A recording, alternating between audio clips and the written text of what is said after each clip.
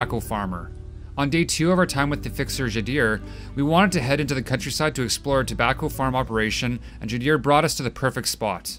Everything just seemed to fall into place as there were many magic moments on this farm, from the clothesline to the tobacco drying shed.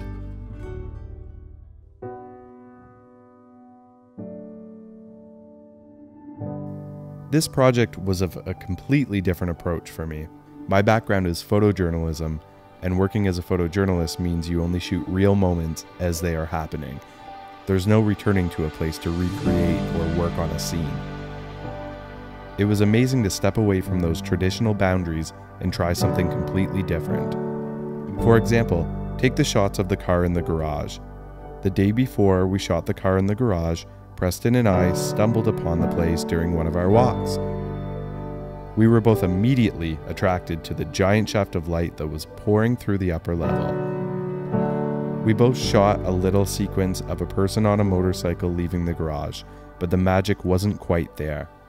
The next day, Preston decided we should try to find the garage again. I'm not going to lie, I thought the idea was crazy.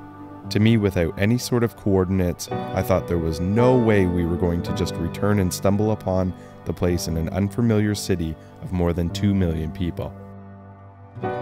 We gave the idea of finding the place about 20 minutes, and sure enough, as fate would have it, Preston found the place as we rounded a corner.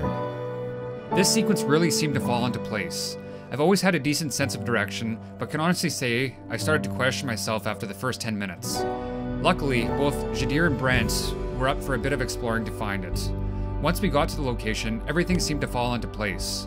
We noticed a bit of water dripping from the roof, and at one point during filming, the intensity of water increased and we got excited, so asked Jadir if he could do another take. He looked a little apprehensive but went along with it. Later he informed us that this was grey water from the ladies that were mopping upstairs. He got soaked, but he was a great sport about it. We definitely feel the story would not have come together the way it did without meeting our driver Jadir. Jadir is the man in the blue taxi. He was our fixer, driver, star of the video, and friend by the end of the trip.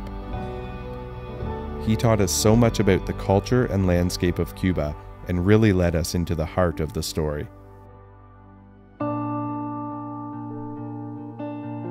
When approaching the story, we wanted to make sure it was as authentic as possible. We took everything we had heard and observed about the culture and crafted a story around it. We then partnered with Bo Stevenson, who then took our scripts and translated it into Spanish with the help of others more closely linked to the culture. The voice actor's job is to bring continuity to what's happening on screen, especially as a narrator. The job of telling this story